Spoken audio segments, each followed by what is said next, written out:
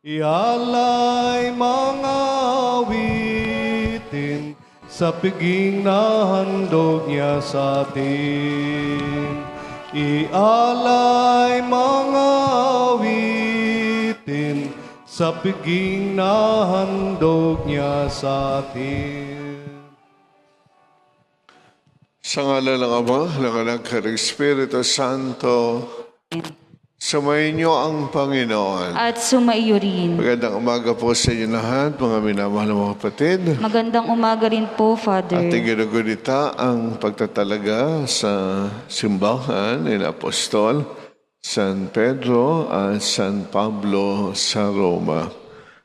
Tuturing na isa sa pinakamalaking simbahan at pinakamakasaysayang simbahan sa buong daigdig ay pinangalan sa unang Papa na pinagkatiwalaan ng Diyos ay tinayo ang kanyang simbahan. San Pedro, at gano'n naman San Pablo, ang nangaral sa napakaraming lugar at napakalaki ang nagawa para sa pagbabagong buhay at pagkakalat ng mabuting balita. Ihain natin sa Diyos ang lahat ng ating mga panalangin, mga kahilingan, alakip ng ating paghingi ng patawad sa lahat na nagawa nating pagkakasala.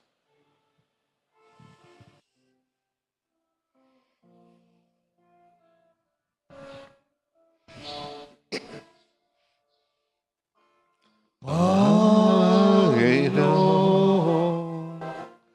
kawan mo kami. Panginoon, kawan mo kami. Kristo, kawan mo kami. Kristo, kawan mo kami. Panginoon, kawan mo kami.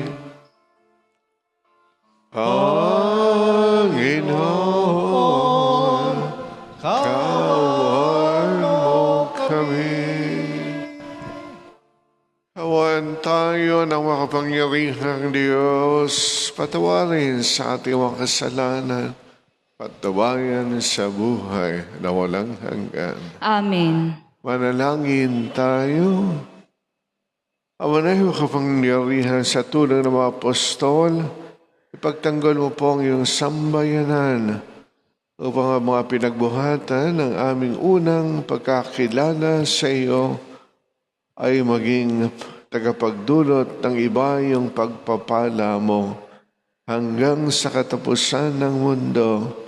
Iniluhog po namin sa pangalan ni Kristo ang aming Panginoon. Amen.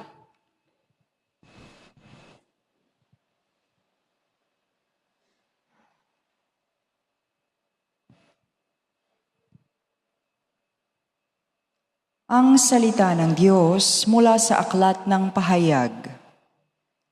Akong si Juan ay nakakita ng isang bukas na pinto sa langit at muli kong narinig ang tinig na gaya ng isang trumpeta na ang sabi, "Umakyat ka rito at ipakikita ko sa iyo ang darating na mga pangyayari."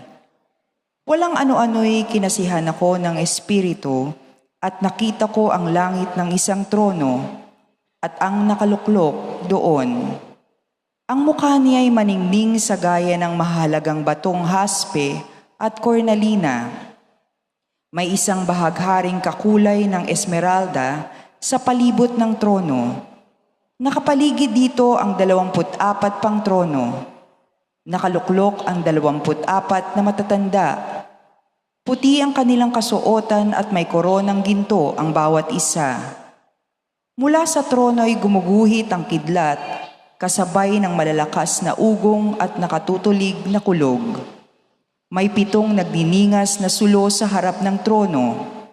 Ito ang 7 espiritu ng Diyos. Sa harap ng trono ay may tila dapat salaming sinlinaw ng kristal. Nakapaligid sa trono sa bawat panig nito ang 4 na nilalang na buhay na punong-puno ng mga mata sa harap at likod. Katulad ng leon ang unang nilalang na buhay, katulad naman ng baka ang pangalawa. May mukhang katulad ng tao ang pangatlo, at katulad ng agilang lumilipad ang pang-4. 6 na pakpak ang 4 na nilalang na buhay, at tadtad ng mga mata ang bawat isa sa loob at labas. Walang tigil ang pag-awit nila araw-gabi.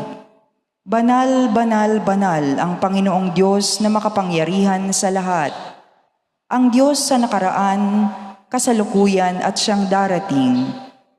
At habang umaawit sila ng papuri, parangal at pasasalamat sa nakaluklok sa trono, ang nabubuhay magpakailanman, ang 24 na matatanda na may nagpapatira pa sa harap ng trono at sinasamba ang nakaluklok doon, ang nabubuhay magpakailanman. Iniaalay nila ang kanilang korona sa harap ng trono at sinasabing, Aming Panginoon at Diyos, karapat-dapat kang tumanggap ng papuri, paggalang at kapangyarihan, pagkat ikaw ang lumalang sa lahat ng bagay, at ayon sa iyong kagustuhan, sila'y nilalang mo at pinananatili. Ang salita ng Diyos. Salamat sa Diyos. Banal ka poong may kapal, Diyos na makapangyarihan. Banal ka poong may kapal, Diyos na makapangyarihan. Sa banal na templo ang Diyos ay awitan, purihin sa langit ang lakas ng taglay. Siya ay purihan sa kanyang ginawa, siya ay purihan sapagkat dakila. Banal ka poong may kapal, Diyos na makapangyarihan. Purihin sa tugtog ng mga trumpeta, awitan sa saliw ng alpa at lira, sa tugtog ng tambol, magsayaw, purihin, mga alpa at plauta, lahat ay tugtugin. Banal ka poong may kapal, Diyos na makapangyarihan. Ang Diyos ay purihin sa tugtog ng pompyang, sa lakas ng tugtog, siya'y papurihan. Purihin ang Panginoon ng mga nilalang. Banal ka poong may kapal, Diyos na makapangyarihan.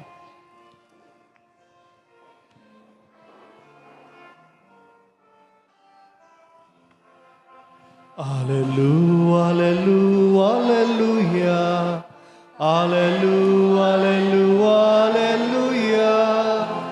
Purihin ang Diyos, alleluia.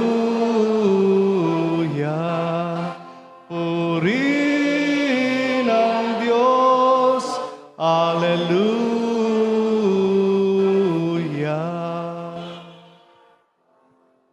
Sumayin niyo ang Panginoon. At sumayo rin. Ang mabuting balita ng Panginoon ayon kay San Lucas. Papuri sa iyo, Panginoon. Nung panahon yun, isinaysay ni Jesus ang isang talinhaga sa mga nakarinig ng una niyang pangungusap. Ginawa niya ito sapagkat malapit na siya sa Jerusalem. At ang akala ng mga tao ay tatatag na ang kaharian ng Diyos. Sabi niya, may isang mahal na taong nagtungo sa malayong lupain upang gawing hari at pagbalik niya pagkatapos noon. Bago siya umalis, tinawag niya ang 10 sa kanyang mga alipin.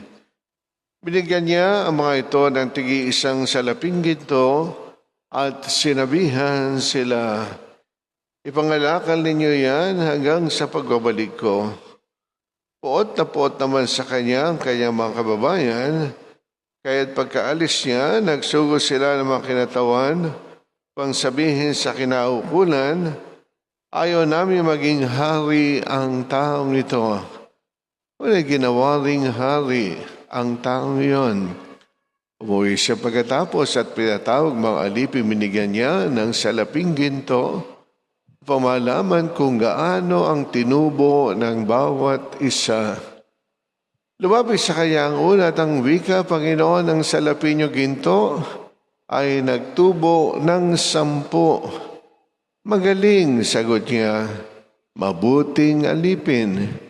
Yamang naging matapat ka sa kakaunting bagay, pamamahalain kita sa 10 bayan. Lumapit ang ikalawatang wika, Panginoon, ang inyong salaping ginto ay nagtubo ng 5. At sinabi niya sa kanya, mamamahala ka sa 5 bayan. Lumapit ang isa pang alipin at nagwika, Panginoon, heto po ang inyong salaping ginto. Binalot ko sa panyo at itinago. Natatakot po ako sa inyo sapagkat napakahigpit ninyo. Kinukuha ninyo ang hindi sa inyo at inaani ang hindi nyo inihasik. Sinagot siya ng kanyang Panginoon, masamang alipin. Sa salita mong iyan kita hatulan. Alam mo palang ako'y mahigpit. Sinabi mo, kinukuha ko ang hindi sa akin at inaani ko ang hindi ko inihasik. Bakit hindi mo inilagay sa bangko ang aking salapi? Pagbabalik ko, sana'y may tinubo ang puhudang ito. At sinabi niya sa mga naroroon, kunin niyo sa kanya ang salaping ginto at ibigay sa may 10. Panginoon, siya po'y mayroon ng 10 salaping ginto, wika nila. Sinasabi ko sa inyo, ang bawat mayroon ay bibigyan pa, ngunit ang wala, kahit ang kakaunting nasa kanya, ay kukunin pa. Tungkol naman sa mga kaaway kong ayaw akong maghari sa kanila, dalhin niyo rito at patayin sa harapan ko. Pagkasabi nito, nagpauna si Jesus patungong Jerusalem. Mga giliw na kapatid, ang mabuting balita ng ating kaligtasan. Pinupuri ka namin, Panginoong Hesukristo. Palakpakan natin ang mabuting balita ng Diyos.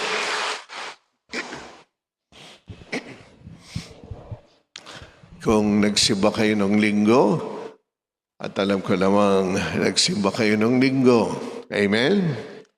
Ay makikita niyo ang pagkakahawig sa ating kwento o sa ating talinhaga. Meron lang konting mga pagbabago at inilalarawan yung hari dito na mas malupit sapagkat pinapatay niya yung mga ayaw sa kanya. Ngunit yung pinaka-tema o yung hatid na mensahe ng talinhaga ay halos pareho rin. Na tayong pinagkalooban ng Diyos ng iba't ibang uri ng biyaya, biyaya ng katalinuhan, biyaya ng kakayahan, ay dapat nating pagyamanin ito. Sapagkat darating ang Panginoon sa sandali o sa oras na hindi natin alam o inaasahan. At tayo ay pagsusulitin, naging mabunga ba o kapakipakinabang ang ating buhay? Paano natin ginamit ang mga biyaya na kaloob sa atin ng Diyos? Ngayon nga po ay ating ginagunita ang malapalasyong simbahan sa Roma na ipinangalan sa 2 haligi ng simbahang Katoliko. Unang-una, si San Pedro Apostol, ang unang Santo Papa, ang binigyan ng Panginoong Hesukristo ng napakalaking tiwala, napakalaking pribilehiyo na itinatag ng Panginoong Hesus ang kanyang simbahan sa ibabaw ng batong si Pedro. Ang sinabi ng Panginoon, sa ibabaw ng batong ito, itatayo ko ang aking simbahan. At hindi makapananaig ang persa ng kadiliman. Ang ipagbawal mo sa lupa, pagbabawal din sa langit. At ang pahintulot sa lupa ay pahintulot sa langit. Yung pangalawa naman, ang haligi ng simbahan ay si San Pablo. Maaaring sabihin natin, hindi nga siya kasama sa original 12. Kung isipin natin, bakit binigyan siya ng ganong kalaking pagpapahalaga? Hindi naman siya kasama sa original na hinirang ng Diyos. Kasi po si San Pablo, kahit siya yung sinasabing late comer, yung huli, ay napakalaki na nagawa sa pagkakalat ng mabuting balita sa kanyang pangangaral.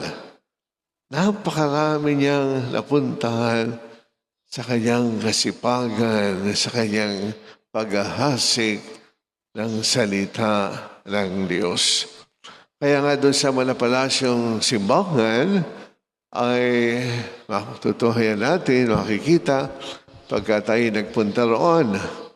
At nasisiguro ko na lahat kayo pangarap niyong pumunta doon sa Roma, sa Vatican. Amen? Ayan, dapat kasama sa pangarap natin yan, ano? Iba kasi yung mga pangarap eh. Puro Amerika.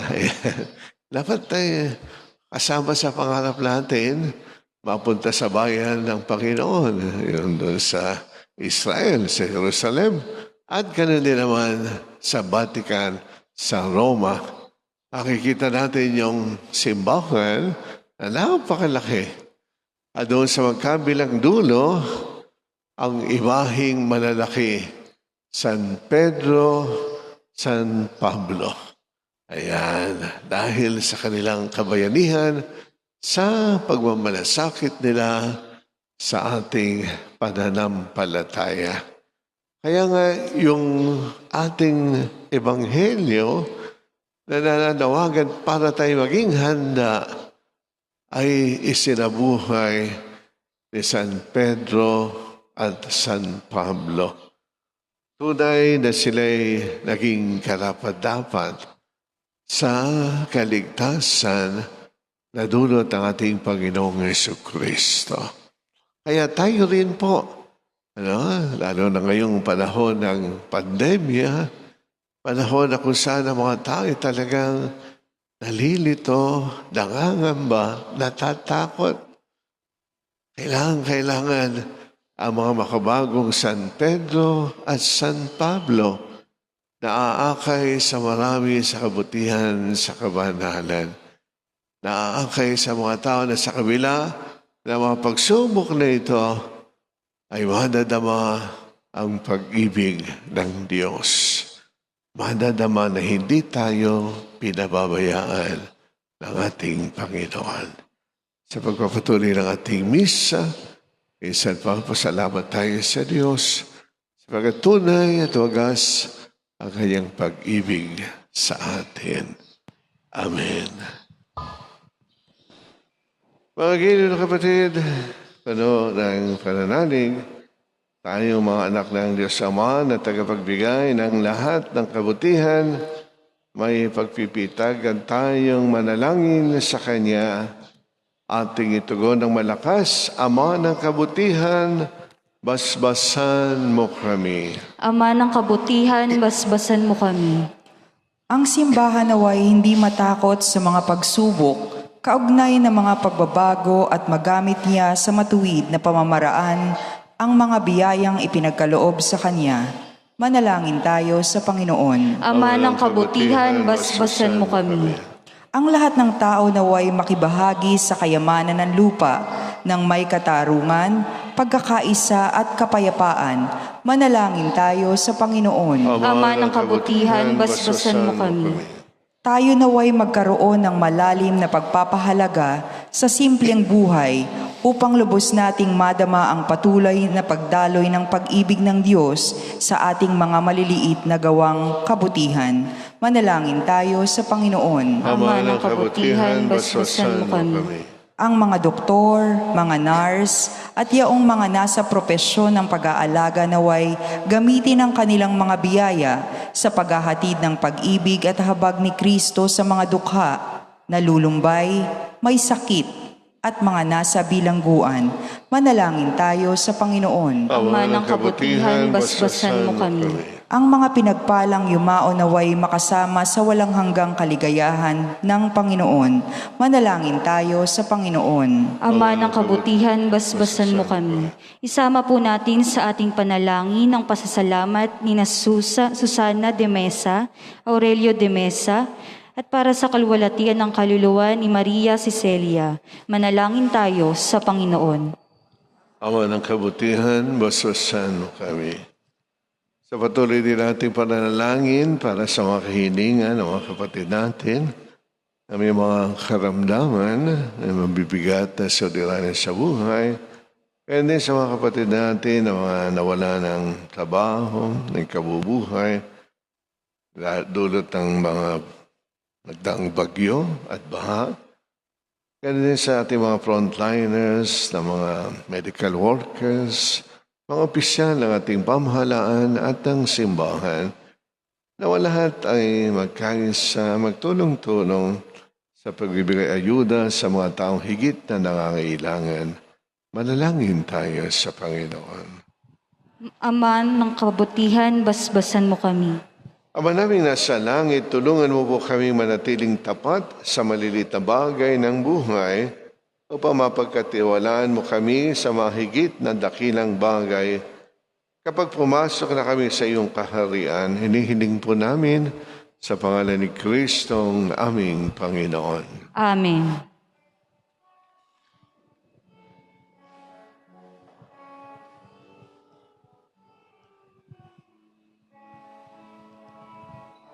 Aming alay sa iyo, Panginoon,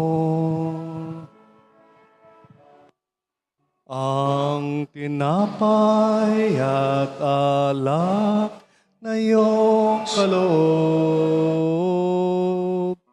upang gunitain ang iyong buhay na inialay nang tayo'y magdiwang bilang isang sambayanan.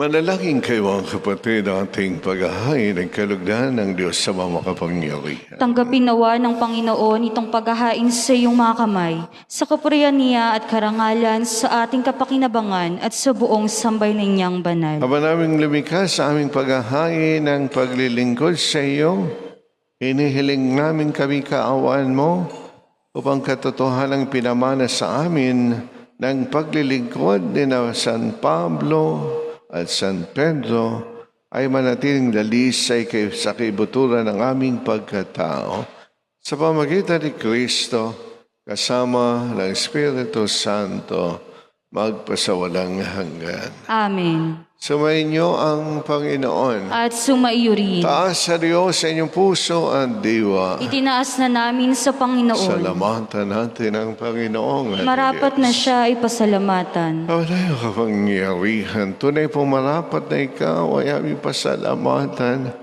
sa pamagitan ni Kristo ang aming Panginoon. Siyang salitang katawang at kapiling ng lahat ng umiiral ay iyong likhain. Siya'y sinugo mo para kami sa gipit palayain at kinalingan ng mahal na Birhen na naging kanyang inang totoo sa kapangyarihan ng Espiritu Santo. Inako niyang sundin ang loob mo at kamti ng sabay ng banal para sa iyo. Pinagtiisan niyang iyon sa krus ang kanyang mga kamay upang magwakas ang kamatayan at mahayag ang pagkabuhay. Kaysa ng mga anghel at mga banal, Pinagbubunyi namin ang iyong kadakilaan. Santo, Santo, Santo, Panginoong Diyos ng mga hukbo, napupuno ang langit at lupa ng kadakilaan mo, o sana sa kaitaasan. Pinagpalang na paririto sa ngalan ng Panginoon, o sana sa kaitaasan. Ama naming banalikang bukal ang kanang kamanalan, kaya sa pamagitan ng Espiritu ang banal ang mga kaloob na ito. O para sa amin ay maging katawan at dugo ng aming Panginoong Jesucristo. Bago niya pinagtiis ang kusang loob na maging handog, hinawakan niya ang tinapay, pinasalamatan kaniya, hinati niya yon, iniabot sa kanyang malagad at sinabi, tanggapin ninyong lahat ito at kanin. Ito ang aking katawan na ihahandog para sa inyo.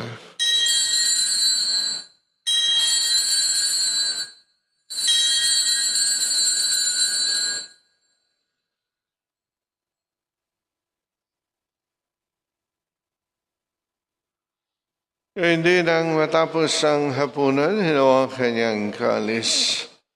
Muli kanyang hinasalamatan. Inabot niya ang kalis sa kanyang malagad at sinabi, tanggapin ninyong lahat ito at tinamin. Ito ang kalis ng aking dugo ng bago at walang hanggang tipan. Ang aking dugo na ibubuhos para sa inyo at para sa lahat. Sa pagpapatawad ng mga kasalanan, gawin ninyo ito sa pag-alaala sa akin.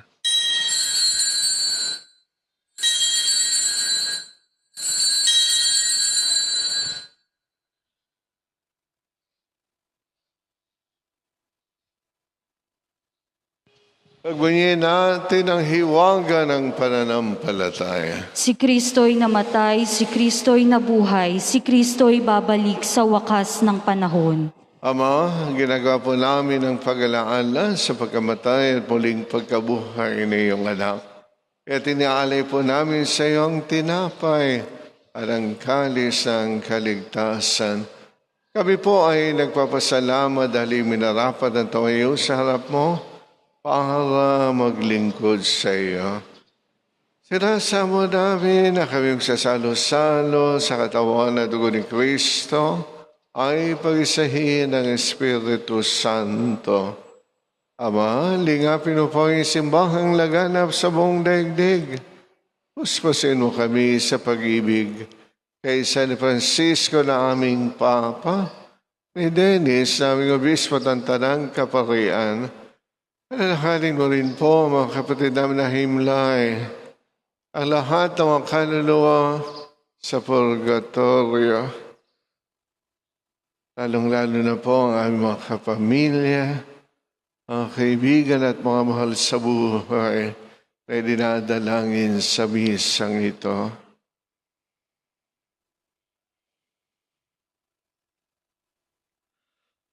Gawin kami marapat na pumasok sa buhay na walang wakas kaysa na mahal na Birheng Maria na ina ng Diyos at ina naming lahat. Kaysa ni San Jose na kanyang kabiyak ng puso ng apostol, ang martir ng banal na namuhay sa daigdig ng kalugod-lugod sa iyo. Ay pagdiwang nawa namin ang pagpupuri sa ikararangal mo sa pamamagitan ng iyong anak, ang aming Panginoong Jesucristo. Sa pamamagitan ni Kristo, kasama niya sa Kanya, ang lahat ng parangal at papuri sa iyo, Diyos Ama makapangyarihan, kasama ng Espiritu Santo, magpasawalang hanggan. Amen. Amen. Amen. Amen. isang pamilya ng Diyos, sama-sama po tayo sa pananalangin sa Ama sa pag-awit ng Ama namin.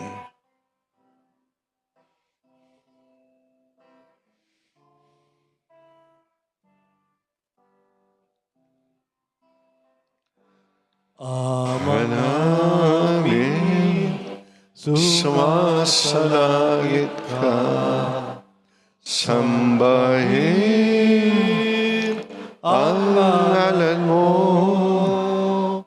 mapasamin ang kaharian mo, sundin ang loob mo, dito sa lupa, para ng sa langit. Bigyan mo kami ngayon ng aming kakanin sa araw-araw at patawarin mo kami sa aming mga sala para ng pagpapatawad namin sa nagkakasala sa amin at huwag mo kaming ipahintulot sa tukso at iadya mo kami sa lahat ng masama.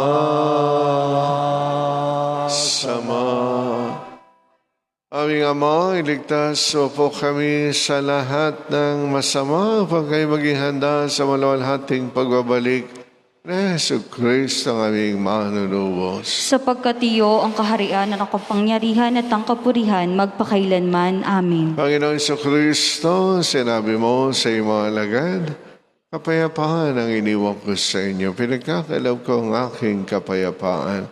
Pag-usalang sa alang-alang ang aming mga kasalanan, kundi pananalig na iyong simbahan na mabuhay ka naghahari, magpasawalang hanggan. Amen. Ang kapayapaan ng Panginoon ay lagi nawang sumainyo. At sumaiyo rin. Batiin natin bawat isa ng kapayapaan ni Kristo. Kapayapaan.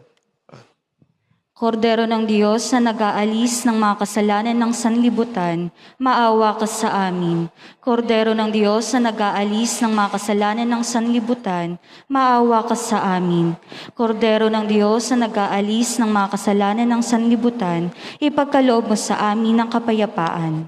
Mga kapatid, napakapalad natin, narito ang ating Panginoong Diyos, ang ating buhay at muling pagkabuhay, ang ating kaligtasan. Tanggapin natin at lagi ng panaligan, Panginoon. Hindi ako karapat-dapat na magpatuloy sa iyo, ngunit sa isang salita mo lamang ay gagaling na ako. Katawan ni Kristo. Amen.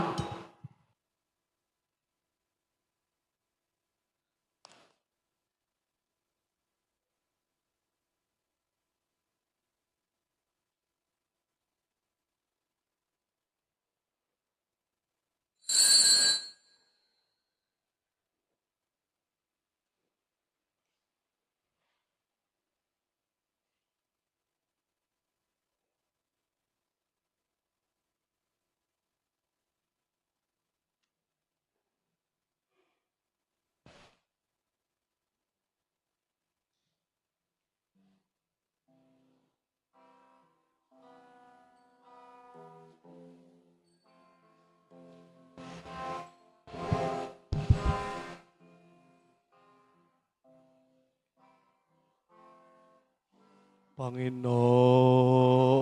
ko, ang buhay mong bigay ay minsan lang magdaraan sa akin. Kaya bilang isang pag-aalay, ang buhay ko'y ihahandog sa iyo. Katulad ko'y marami ang tinawag mo upang humayot maglingkod sa ngalan mo. Tanging iling at lagi ng dasal maging mapalad sanang tanggapin. Tanging pangarap ko, sana'y bigyang daan, sa landas ko'y hawi ng buhawi ng gulo, ang ulap na nagsisilbing dilim sa langit ko, tunawin at gawing ulan, ilan sa buhay kong tigang. Mula sa pagkakasadlak, ako'y muling ibangon mo at umasa ka, at umasa ka, at umasa ka. Maglilingkod sa iyo.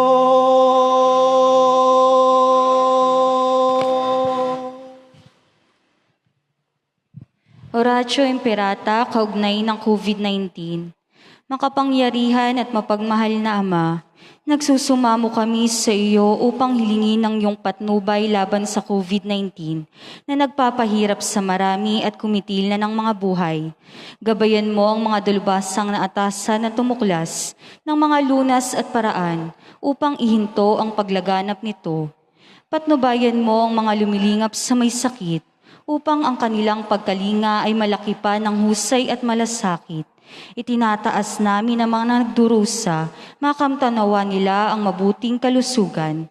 Lingapin mo rin ang mga kumakalinga sa kanila. Pagkamitin mo ng kapayapaang walang hanggan ng mga pumanaw na. Pagkalooban mo kami ng biyaya na magtulong-tulong tungo sa ikabubuti ng lahat. Pukawin sa amin ang pagmamalasakit sa mga nangangailangan. Nagsusumamo kami na iyong ihintuna ang paglaganap ng virus at ipagadya kami sa lahat ng mga takot. Hinihiling namin ito sa pamamagitan ni Jesucristo na nabubuhay at naghaharing kasama mo at ng Espiritu Santo, iisang Diyos magpasawalang hanggan. Amen. Dumudulog kami sa iyong patnubay, mahal na Ina ng Diyos. Pakinggan mo ang aming mga kahilingan sa aming pangangailangan at ipagadya mo kami sa lahat ng kasamaan. Malwalhati at pinagpalang Birhen. Amen. Amen. Mahal na Birhen, mapagpagaling sa may sakit. Panalangin mo kami. San Rafael Arcangel. Panalangin mo kami. San Roque. Panalangin mo kami. San Lorenzo Ruiz. Panalangin mo kami. San Pedro Calungsod. Panalangin mo kami. San Pedro Apostol. Panalangin mo kami. Panalangin tayo. Ama na yung pagmahal, pagkapakinabang sa pagkaing nagbibigay buhay, magalak nawa sa pagsamba at pagunita kina Apostol, sambayan ng iyong pinagkatiwala sa kanyang pagtangkilik para mapamahalaan sa pamagitan ni Kristo kasama ng Espiritu Santo magpasawalang hanggan. Amen. Sabay niyong Panginoon, At sumaiyo rin. pagpalain kayo at ang inyong buong pamilya na makapangyarihan, mapagmahal na Diyos Ama, Anak at Espiritu Santo. Salamat po sa inyo lahat. Tapos na po ang misa.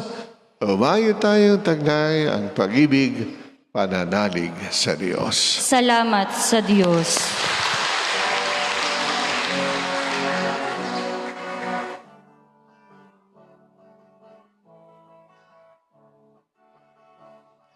Humayon at ipahayag kanyang pagkalingat habag, isa buhay, pag-ibig at katarungan, tanda ng kanyang kaharian. Isa buhay, pag-ibig at katarungan, tanda ng kanyang kaharian.